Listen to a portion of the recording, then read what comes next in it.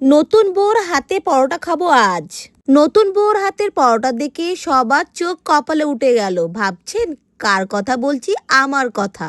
যখন নতুন ছিলাম তখন বাড়ির সবাই মিলে বায়না ধরলো আমার হাতে পরোটা খাবে বলে। তবে আর কি করা যাবে। প্রথমে এখানে বেশ কিছুটা ময়দা, স্বাদ মতো লবণ, চিনি আর এখানে 3 থেকে 4 চামচ মতন সাদা তেল ভালো করে ময়ম দিয়ে নিচ্ছি। একটা মুঠো যখন হয়ে যাবে তখন অল্প উষ্ণ গরম জল দিতে হবে।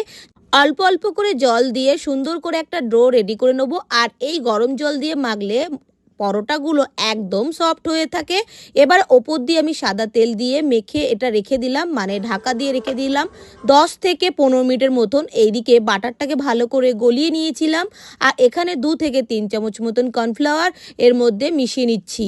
বাটারটার মধ্যে মিশিয়ে নেওয়ার পরে একটা লিকুইড রেডি করে সাইড করে রাখলাম। এবারে আগে থাকতে যে ময়দাটা রেস্টে রেখেছিলাম সেই ময়দাটার মধ্যে থেকে লেচিগুলো কেটে নিয়েছি ছোট ছোট করে। এবারে কিচেন স্ল্যাপের মধ্যে অল্প একটু তেল ব্রাশ করে নিয়ে এবারে একদম পাতলা করে বেলে নিচ্ছি। আগে থাকতে যে মিশ্রণটা রেডি করে রেখেছিলাম লিকুইডটা, সেটা এইভাবে ঢেলে নিচ্ছি চামচ দিয়ে।